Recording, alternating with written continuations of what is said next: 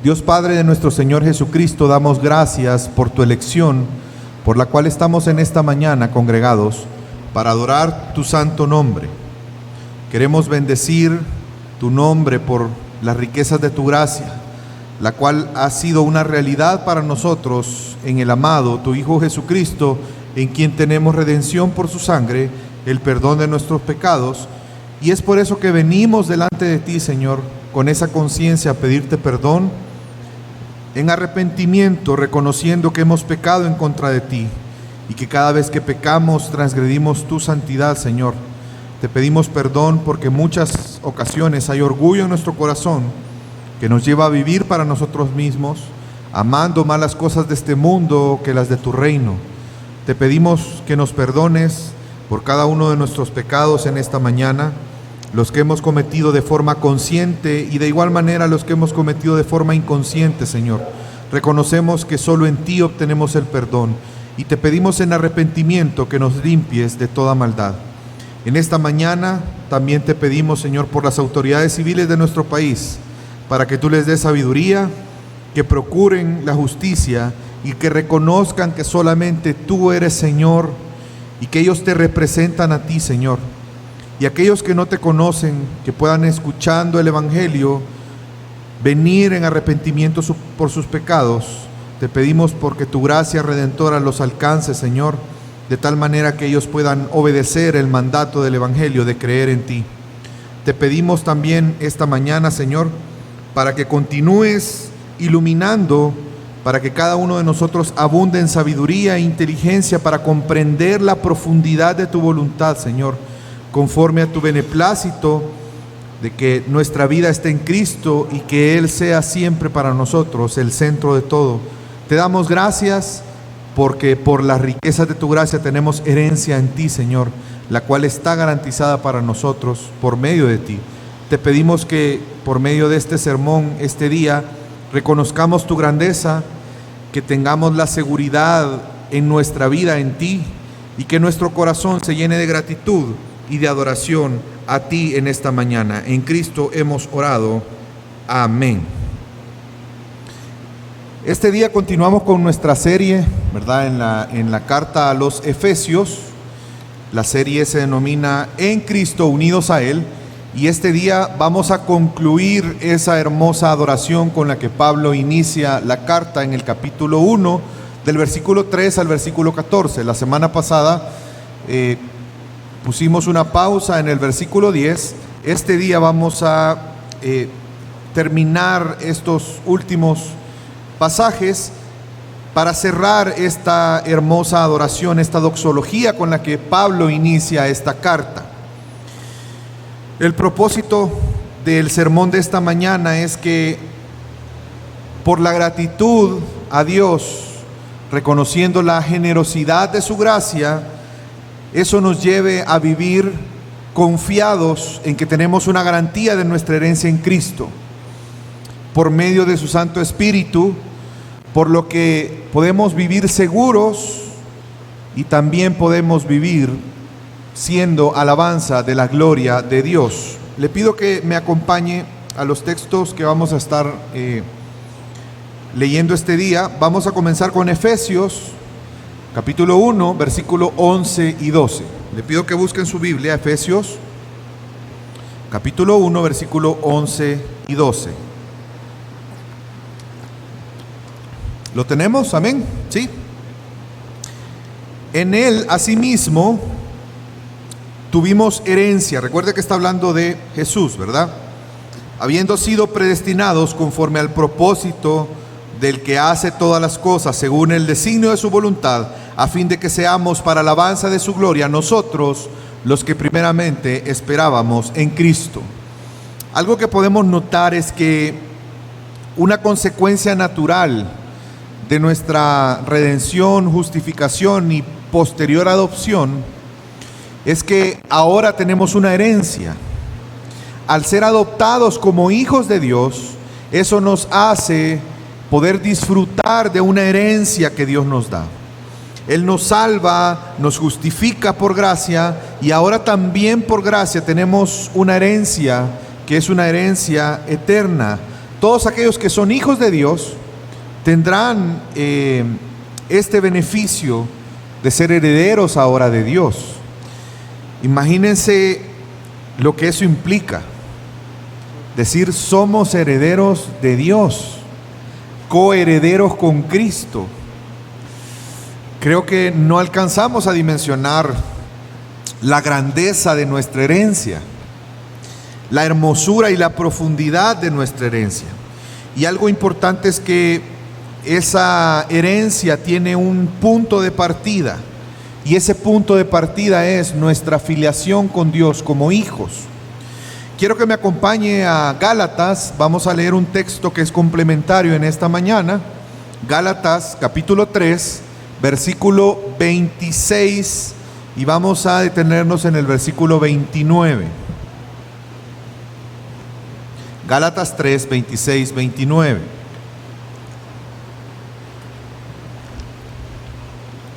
¿Lo tenemos? Amén. Ok. Pues todos sois hijos de Dios por la fe en Cristo Jesús. Es decir, que por medio de la fe ahora hemos sido hechos hijos de Dios.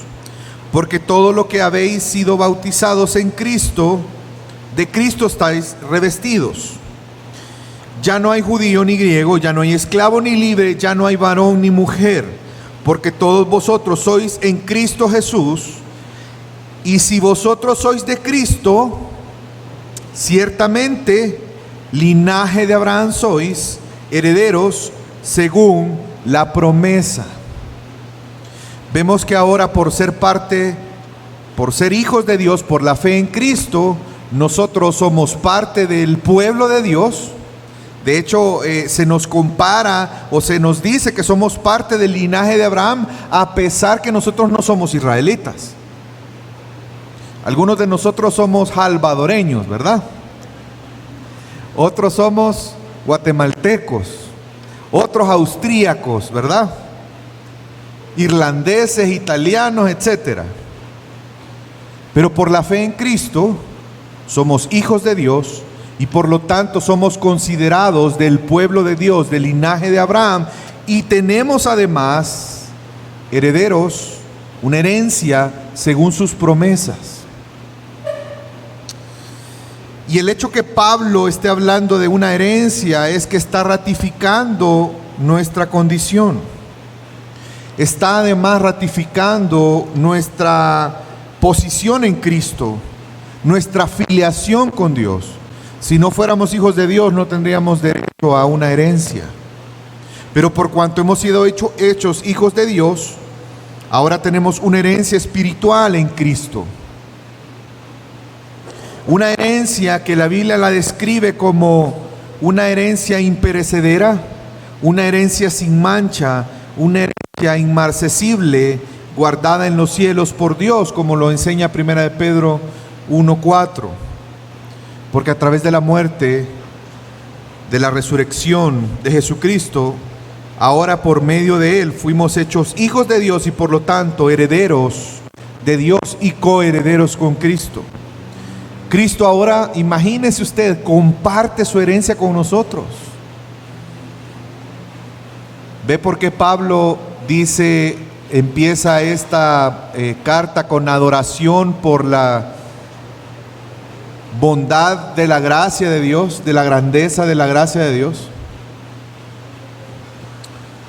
Sí, qué pleito hay, ¿verdad? Cuando hay hermanos y no hay un testamento hecho y todos tienen derecho a una herencia. ¿Cuántas familias se han deshecho y se han roto por tipo de situaciones? Se han peleado, ¿verdad? Se han dicho, ya no sos mi hermano. Pero imagínense ahora nosotros, por la obra de Dios, en Cristo, somos coherederos con Cristo. Y en un sentido teológico y bíblico, el tener una herencia implica que hemos recibido un don que es irrevocable. Y eso es bien importante. Porque tenemos herencia, implica que hay la seguridad de que hemos sido adoptados. Y a diferencia de una herencia natural donde el benefactor debe de morir para que el beneficiario obtenga los beneficios de la herencia, en nuestro caso Dios nos ha dado una herencia de la cual ya podemos disfrutar en Cristo, porque obviamente Dios es espíritu, Él no muere, pero Él en Cristo nos ha dado de su herencia. Ahora, ¿por qué? ¿Cómo llegamos a tener una herencia? Y Pablo vuelve a recalcar lo que viene recalcando en otros momentos, y es que habiendo sido predestinados, una vez más, el tema de la predestinación, obviamente, porque Dios nos escoge, nos predestina, como lo vimos antes, para ser hechos hijos suyos. Y por lo tanto, una consecuencia de esa adopción, porque usted y yo somos hijos por adopción, una consecuencia es que esa adopción conlleva en que ahora tenemos una herencia, la cual Dios nos predestinó para que pudiéramos recibir conforme al propósito que hace según todas las cosas, según el designio de su voluntad. Es la voluntad de Dios la que nos predestinó. Y de hecho hace mucho énfasis en la adoración Pablo en este punto. Porque para nosotros podría ser fácil que nuestro ego se eleve de tal manera que creamos que somos dignos, que creamos que somos especiales, que creamos que es por nosotros. Y si bien es cierto, somos especiales, pero somos especiales por la gracia de Dios en nosotros.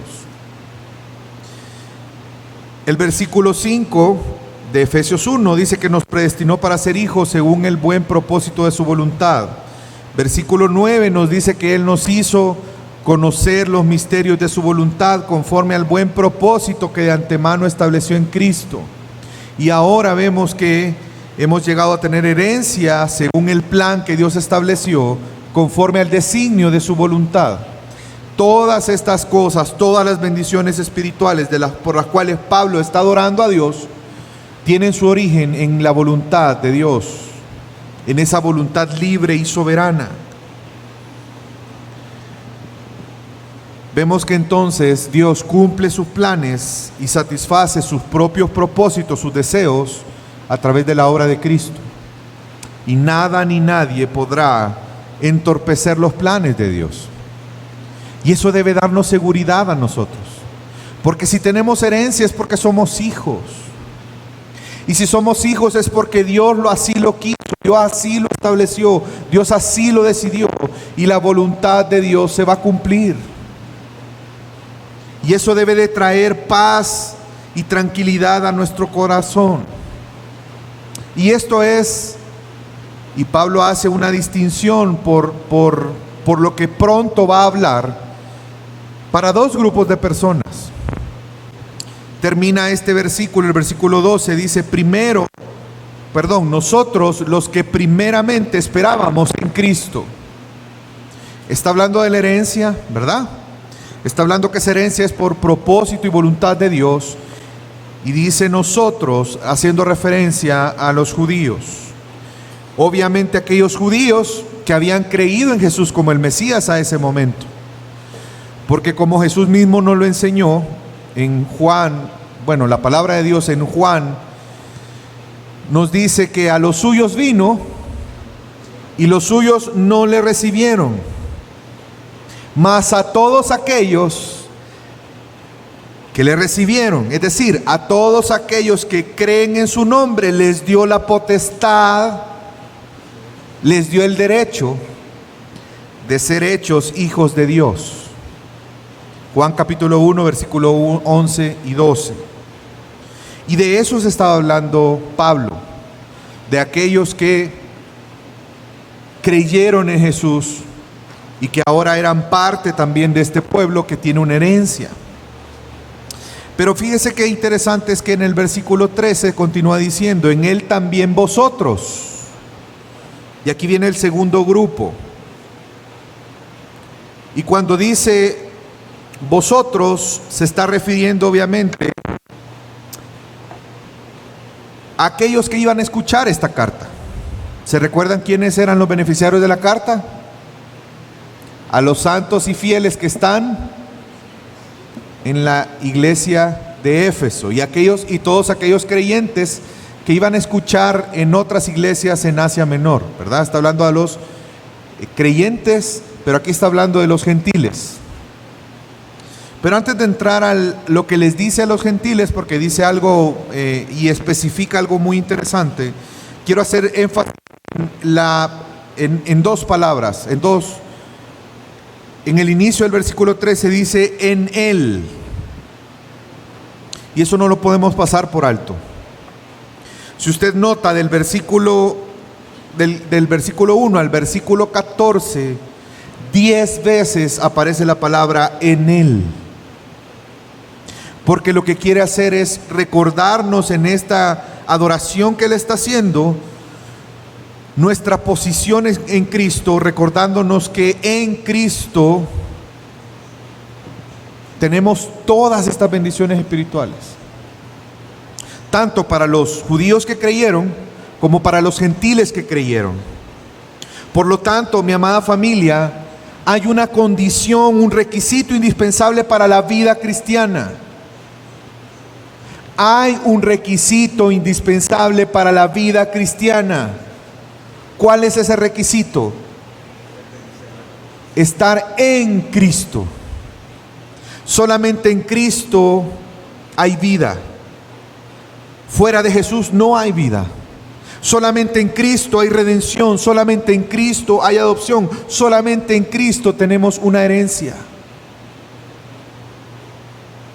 Y también vosotros, también aquellos que iban a escuchar esta carta, se les extiende todas las bendiciones espirituales, pero bajo la misma condición: en Cristo. Y esto es importante porque esta frase y el por qué Pablo menciona a los dos, cuando en su carta va a hacer énfasis en que ahora ya no son dos pueblos, sino que es uno solo. Pero lo que está tratando de enfatizar Pablo es la gratitud a Dios por lo inclusivo del Evangelio, porque Dios no hace acepción de personas. Y Pablo está indicando en la forma en que procedemos a disfrutar de esta herencia. Habiendo, ¿qué dice? Habiendo oído, ¿el qué? El chiste, la anécdota, el testimonio, la invitación a ir a la iglesia. Habiendo oído el qué? La verdad. ¿Cuál verdad? El evangelio de nuestra salvación. Y habiendo creído en él. Pablo indica la manera en que somos beneficiarios de todas estas bendiciones espirituales. Habiendo escuchado la verdad del evangelio y habiendo creído en él. Por eso debemos de entender la trascendencia que es escuchar la verdad. Es triste ver cómo hoy en día los creyentes, los cristianos, son de alguna manera indiferentes a escuchar cosas que no son verdad, que no es el evangelio. Usted tiene que escuchar la verdad, el evangelio. Aquel que no es creyente necesita el evangelio. No necesita un discurso motivador para su vida.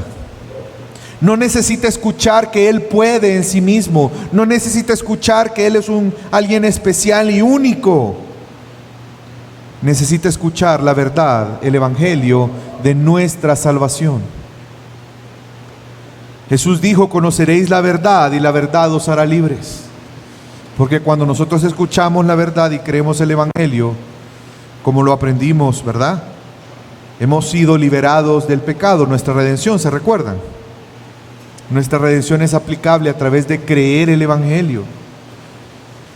Jesús dijo: santifícalos en la verdad, tu palabra es verdad.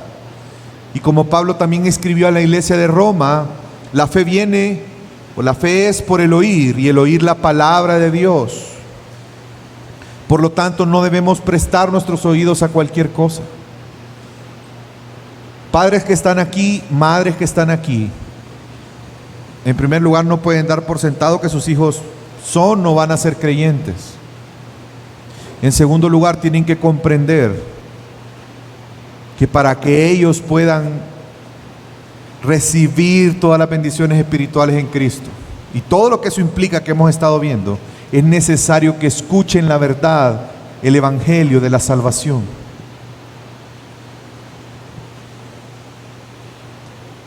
Y vemos aquí los dos agentes de la salvación: el evangelio y la obra del Espíritu Santo.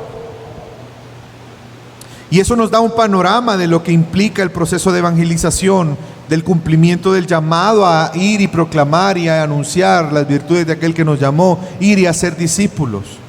La proclamación del evangelio es nuestro deber. El resultado no depende de nosotros, porque aquellos a quienes el Padre escogió antes de la fundación del mundo, habiendo escuchado la verdad del evangelio de la salvación, se arrepentirán de sus pecados, recibirán el don de la fe y creerán en Él.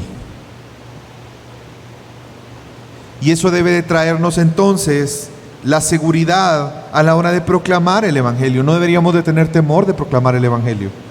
Muchas veces hay un cierto temor por no querer ser un estorbo, por tal vez no poder proclamar correctamente el evangelio. Sí tenemos que ser fieles al evangelio, por lo que estamos justamente diciendo, ¿verdad? Que la verdad, el evangelio de la salvación es lo que el no creyente necesita escuchar. Bueno, y nosotros día a día también necesitamos escuchar el evangelio. Pero aquellos que Dios haya escogido, Él se encargará de hacer la obra, no nosotros.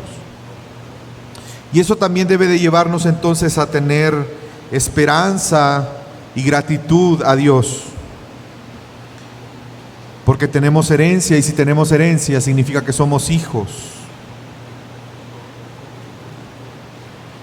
y debemos animarnos a cumplir nuestro propósito.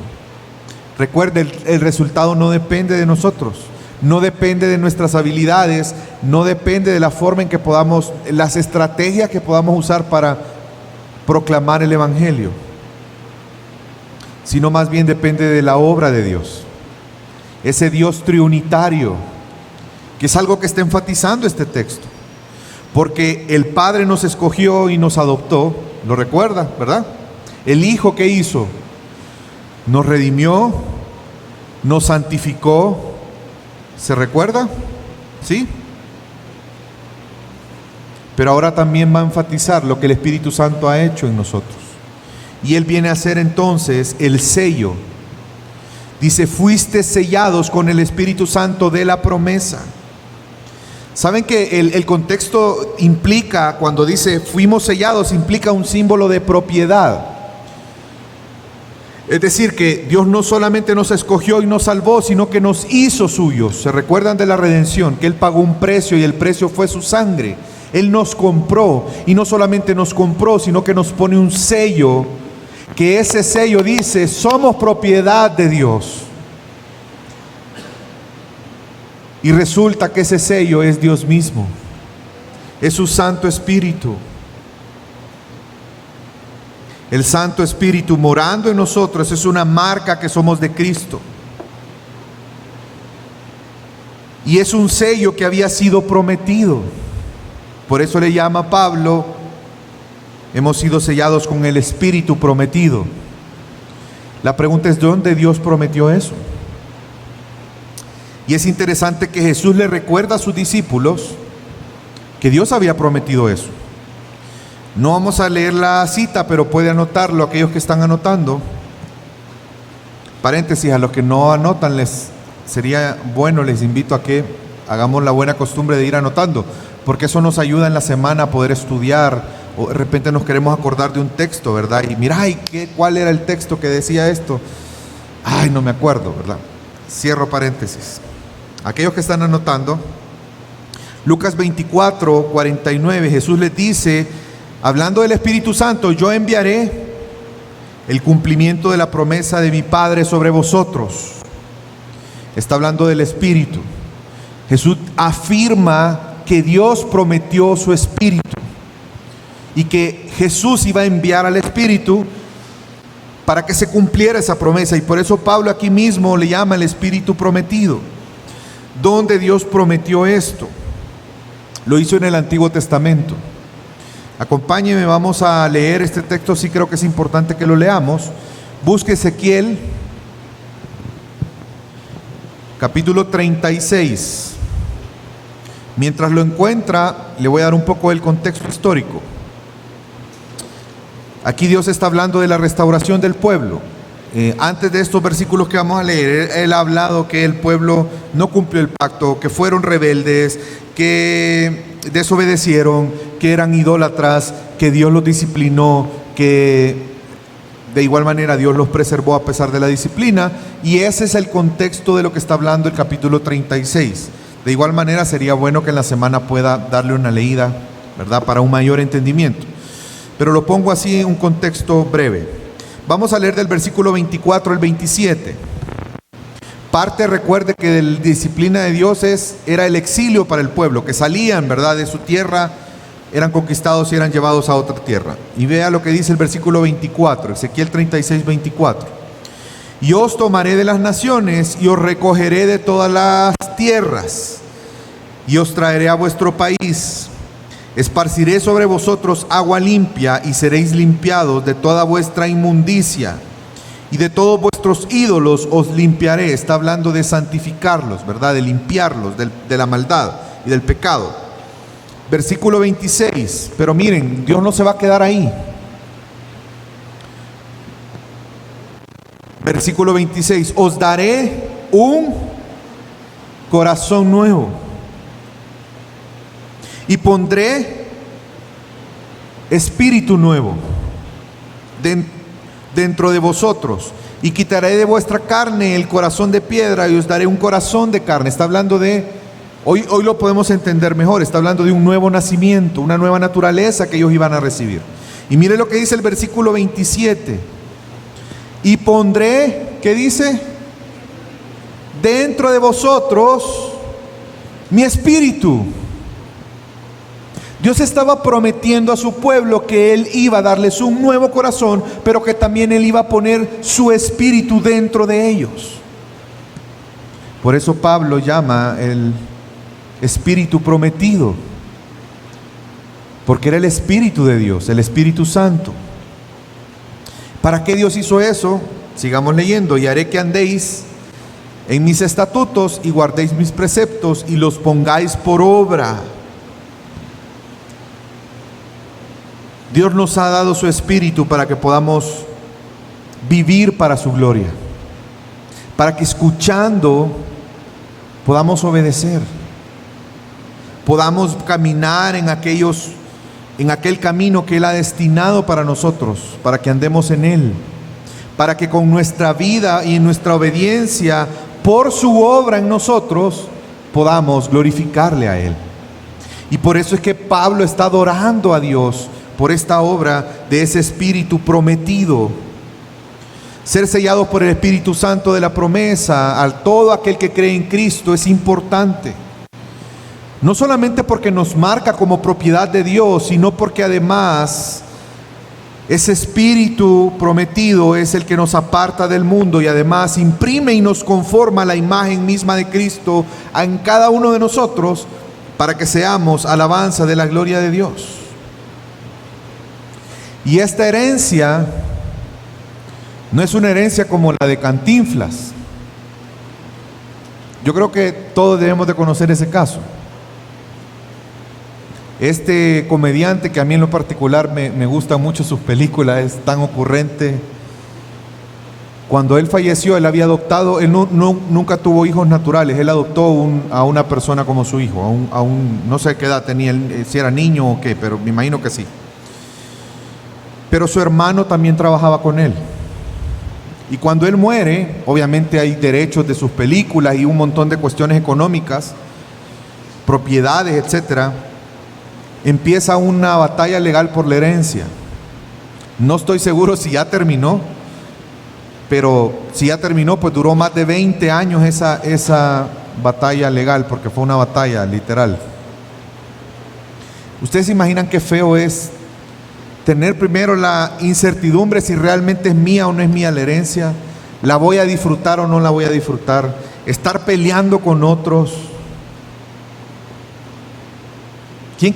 Pareciera ser que la herencia, en lugar de ser algo bueno, porque y si pierde, si la gana, digamos que ahí valió la pena todo lo que pasamos. Pero ¿y si la pierde? Porque no hay garantía. Pero nosotros en Cristo no va a ser así, no es así. Porque nuestra herencia está garantizada. Versículo 14 de Efesios 1. Este espíritu prometido es las arras de nuestra herencia. No solamente es un sello para nosotros de propiedad, sino que también es arras para nosotros.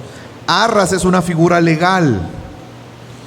De hecho, esa palabra arras denota el primer pago o la primera entrega de dinero como una garantía para el cerrar una negociación o la adquisición de algo. El pago inicial, la garantía que tenemos que mientras se consuma el tiempo y recibimos a plenitud nuestra herencia, es Dios mismo morando en nosotros. Él es la garantía que Dios va a cumplir. Él es la garantía que ahora en Cristo no solamente estamos ya disfrutando, sino disfrutaremos eternamente de las bendiciones espirituales. Porque recuerden que hay muchas cosas que ya las tenemos, pero todavía no las disfrutamos. ¿Cómo sabemos que no nos van a, no sé si aquí dicen así, enganchado? ¿No? ¿Sí se entiende la frase? No nos van a mentir. ¿Cómo sabemos que no nos vamos a ilusionar y que de repente, fíjate que la herencia no te la podemos dar? Dios mismo es nuestra garantía. El Espíritu de Dios es nuestra garantía. Y es por eso que tenemos una herencia, que tenemos la certeza que disfrutamos y disfrutaremos plenamente de ella. Y solo quisiera resaltar que en estos pasajes Pablo habla del Espíritu de Dios y da 3 designaciones, como la promesa, como el sello y como nuestra garantía. Él es el Espíritu prometido y Dios cumplió. Ezequiel leímos, ¿verdad? Dios cumplió. Él le prometió a su pueblo: y pondré mi espíritu en ustedes. Algo que humanamente es difícil de entender. ¿Cómo es que Dios omnipotente puede vivir en nosotros? Pero Dios lo cumplió. Y además eso es un sello para nosotros. Es una garantía de propiedad, pero también de autenticidad. Usted y yo podemos estar seguros que somos hijos de Dios, porque el Espíritu de Dios da testimonio que somos hijos, porque hemos sido sellados con Él. Y no solamente tenemos un sello, sino también una garantía, que aquel que comenzó la buena obra la perfeccionará hasta el día de Jesucristo. Él mismo garantiza. Por eso a Él sea toda la gloria. Por eso es que vemos que enfatiza, así como Pablo enfatizó la voluntad y el designio de la voluntad durante este texto, también vemos que Pablo enfatiza que todo esto tiene un propósito, y es la gloria de Dios. Versículo 6: Dios nos predestinó para ser hechos hijos suyos para alabanza de la gloria de su gracia. Versículo 12: nos ha dado herencia y nos llamó a vivir para alabanza de su gloria. Versículo 14: tenemos una herencia garantizada para alabanza de su gloria. La gloria de Dios revelada en Cristo es el propósito de nuestra vida, mi amada familia. Dios nos escogió, nos libró del pecado, pagó por nuestros pecados, nos santificó, nos adoptó como sus hijos, nos selló como propiedad suya. Tenemos una garantía, y todo esto, ¿para qué? Para alabanza de la gloria de Dios. Nuestra vida fue hecha, fuimos creados para alabanza de la gloria de Dios. El propósito de nuestra vida está ahí, no está en otro lugar, solamente en Cristo. Y así es como termina esta hermosa y majestuosa alabanza a Dios, a ese Dios que nos eligió en su amor, nos redimió por su gracia y nos identificó con su Espíritu como hijos suyos.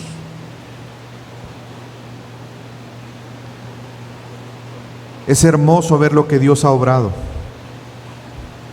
Y vemos que en este pasaje podemos ver esa obra trinitaria que está siendo exaltada. Dios ha obrado nuestra salvación. Dios nos ha dado vida solamente con un propósito: para alabanza de la gloria de Él. Y gloria a Él porque podemos disfrutar de ese propósito. ¿Qué mejor herencia que ser ahora hijos de Dios? Piénselo. ¿Por qué cambiaría usted su adopción? ¿Habrá algo que valga más? Reconociendo que no había nada que pudiéramos hacer para ser hechos hijos de Dios. No hay nada que podamos ofrecer a Dios. No hay nada.